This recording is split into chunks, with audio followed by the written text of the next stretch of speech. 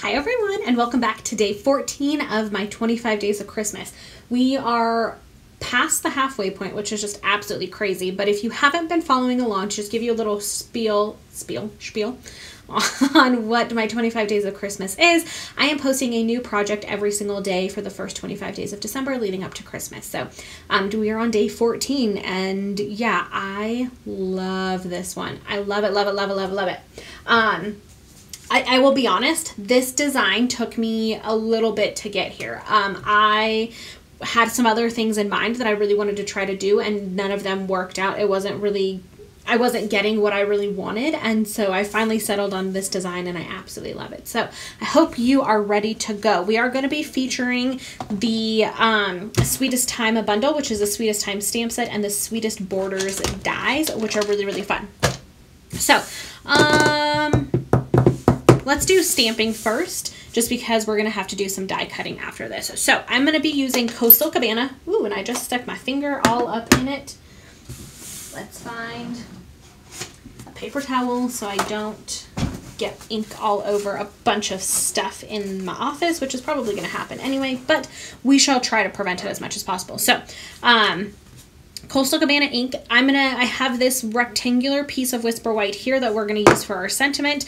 And then I have this little tiny square here. And this is one of these like little, it's one of these little gumdrop like candies on the cards. So I'm only going to stamp and cut one with you guys because I just did a little prep work before the video and cut out a bunch of these so that you didn't have to watch me cut out like 7 of these little, these little like mint things, these little candies.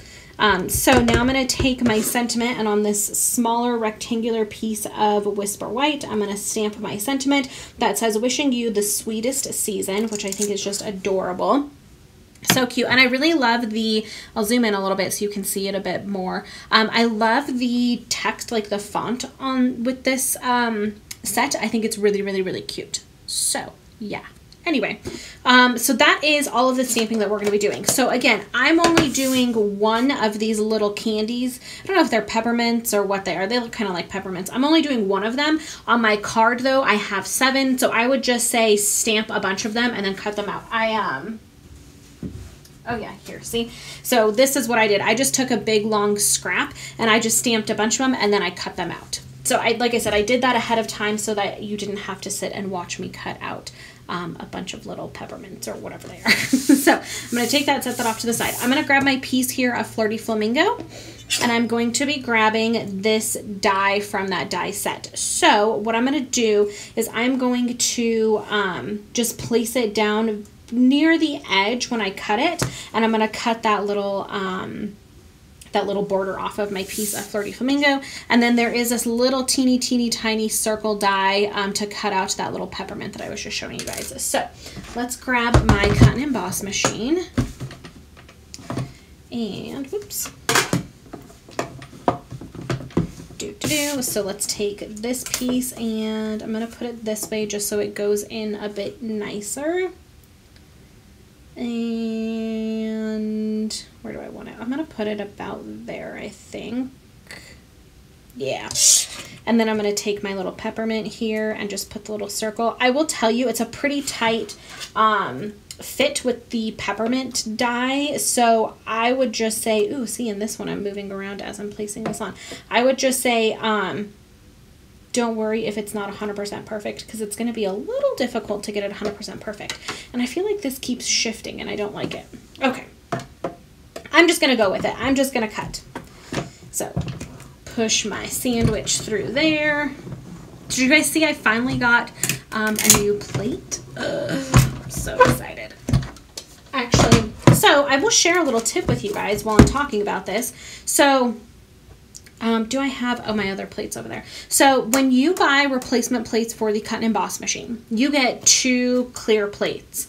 What I find, and I'm going to pick this stuff up and I guess work while I talk. What I find is that so when you have your sandwich, you have a bottom plate and you have a top plate, right? And I always, whichever plate I'm using as my bottom plate, I always use that as my bottom plate. And whatever plate I'm using as my top plate, I always use that as my top plate. And what I find is that my top plate stays pretty nice and my bottom plate is the one that starts to get destroyed. So when I purchase replacement plates, I just get rid of the bottom plate. I use what I was using as the top plate because it's already a little grungy. I use that as the bottom plate, and then I use one of my new plates as my top plate, so that you get a little bit more bang for your buck. Your money goes a little bit further because you're only using one of your 2 new plates. That was a lot of information. Hopefully it made a little bit of sense. Okay, so now we have our piece here of a Flirty Flamingo. Super cute. I'm going to take this piece of Whisper White cardstock, and I'm just going to kind of see where this lines up, and that looks really good. I like the way that it's looking. So I'm going to take my Stampin' seal, and I think this is about to run out actually, so we may have to replace it. I am telling you, every single time I record a video, it feels like my seals stop, or they start running out. I don't know what it is. It feels like every single stinking time, but that's okay. So what I'm going to do is I just put a bunch of adhesive on the big piece of this, and then what I'm going to do is I'm going to take my fine tip glue pen, and where the cutout pieces are, I'm going to use my fine tip glue pen to just put some glue on these little pieces that are going to hang down on the bottom, just to make sure that they are secure as well. You don't need to do a lot. It's not super crazy, but you do want to put a little bit down just so you know that this bottom piece is not going to come up. So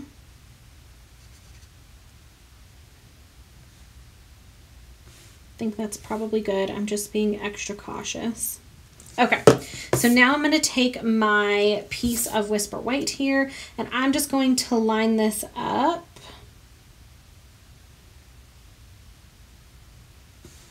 Just like so. That looks about good enough for me. So I'm going to do that, and then I'm going to do my little trick that I normally do when I use the fine tip glue pen. I'm just going to take a couple of clear blocks and put them on that bottom part where I put that fine tip glue pen, and I'm going to set this off to the side just for a second and give that a couple minutes to dry. I'm going to now grab my sentiment, and then this is a piece of the Bright Designer Series paper. Again, I am just going to use some Stampin' Seal, maybe if it'll work for me. I'm going to use some Stampin' Seal and just put this right in the middle of this piece of Designer Series paper. Then I'm going to flip this over and I'm going to use some dimensionals. So I'm going to be using both. Am I going to be using both? Actually, no, I can just use the big dimensionals. I couldn't remember if normal size dimensionals fit on the back of these little peppermints, and I think they do. So I'm now going to put a bunch of dimensionals on the back of this little sentiment piece. And because it's longer, I'm really making sure to use lots of dimensionals because I don't want my sentiment piece to sag or anything. So that's why I use so many dimensionals. If you've been around and you've seen that, I use quite a few. And that is because I don't want my pieces to start sagging. And that normally happens when you don't have enough support in the back, especially with longer pieces. People definitely do them on like the sides, but if you don't get a lot of support in the middle can start to sag a bit. So in case you were ever wondering, that is why. So now, really the fine tip glue pen only needs a couple minutes to kind of sit and really adhere. So now this should be good. I'm going to go ahead and put this like so right there in the middle. And you know what? I actually didn't want to do that yet. I normally like to adhere my piece down first before I start using dimensionals, and I was just getting ahead of myself. So before we move any further, let's take this piece of Whisper White. This is thick Whisper White as my card base. And if you have seen some of my videos before, you will know that I really like to do projects where my first layer of my card is the exact same size as my card base.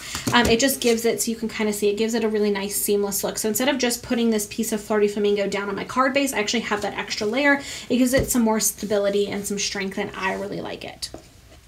So now what I'm going to do is I'm just going to kind of play around and see where I want all of my little peppermints to go. Mainly I just want to start placing these so that I can see what I think looks nice, and where I possibly want to put all of these little guys. Maybe one down there. Oh, they're sticking to my desk. I'm going to put one down there. Actually, I don't think I like that one.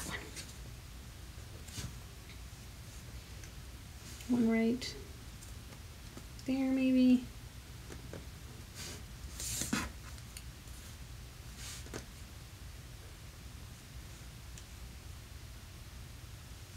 This is where I start really concentrating and I get really quiet. I'm sorry.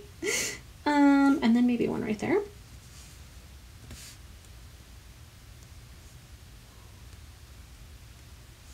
Yeah, that looks good to me. Okay.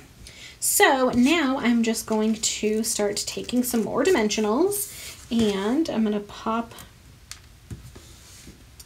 the dimensionals. I should have probably put them on the back first and then placed them so I remembered where I had them. But you know, I mean, whatever, it's fine.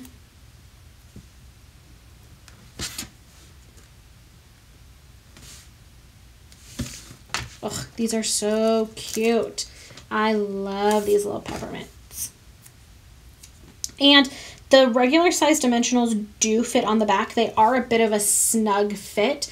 They're about just the same size. So it may be easier to use the mini dimensionals. Just throwing that out there as I'm placing these on. They're basically the exact same size. So if you are worried about seeing the dimensional through or like from behind, you may want to use the mini dimensionals. That may make life a little bit easier for you, but you know what? I'm here, so let's just do it.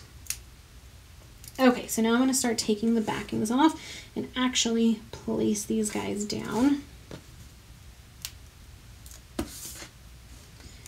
And we'll do this one about there. See what I mean? If I would have placed the dimensionals on first, I wouldn't have to kind of, I'm going to say backtrack, but I'm backtracking a little bit to kind of get them into the place that I want them. But it's okay. It is not a big deal at all.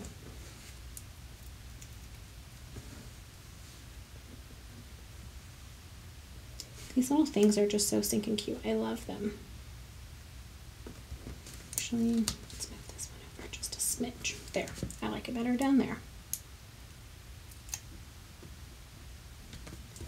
And last one.